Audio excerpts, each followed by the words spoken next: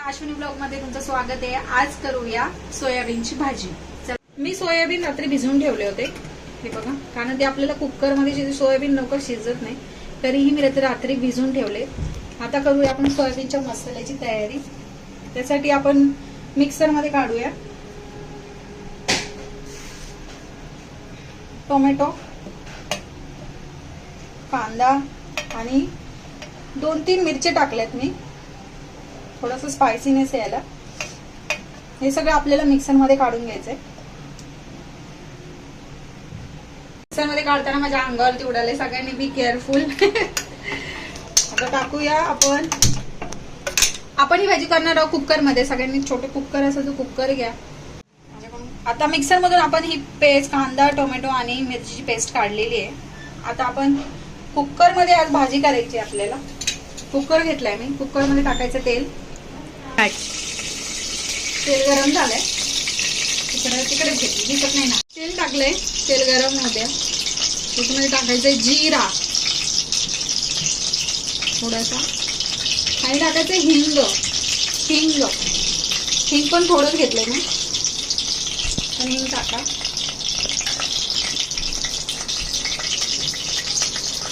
आता टाकूया आपण केलेली पेस्ट।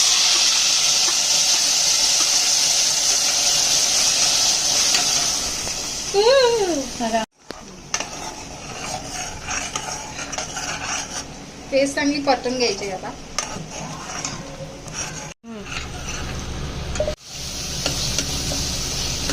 बघा, छान तेल सुटायला लागलंय, तरी अजून थोडं परतून घेऊया।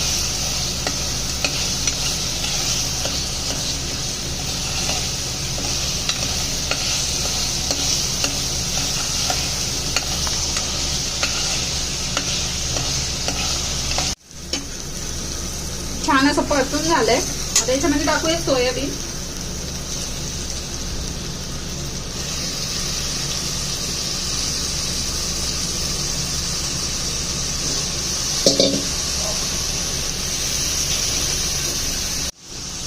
परतून घेऊया।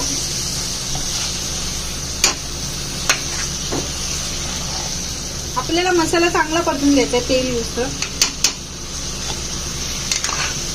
तो सोयाबीन छान होते मसालेदार।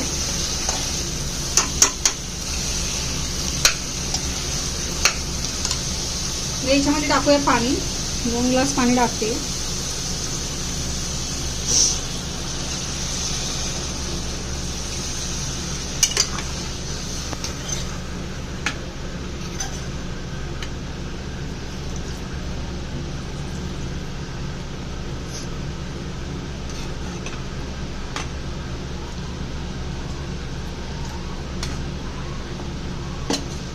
टाकूया मीठ,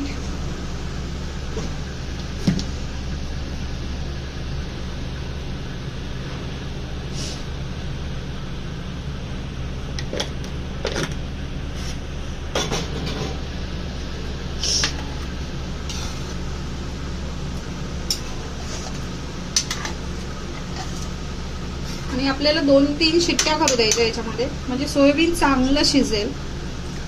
सोयाबीन रबरासारखं नाही पाहिजे, आपल्याला चांगलं ते बारीक दाताखाली मोडणारं पाहिजे।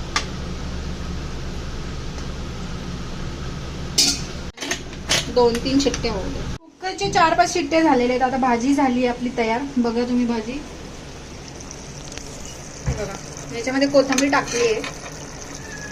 कोथिंबीर टाकायची शेवटला, छान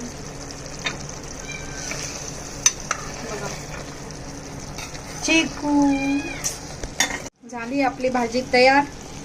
बघा, सोयाबीनही छान शिजलेले आहे,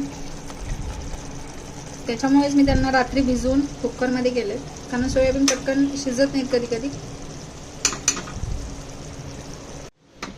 हे बघा, आपली भाजी तयार झालेली आहे।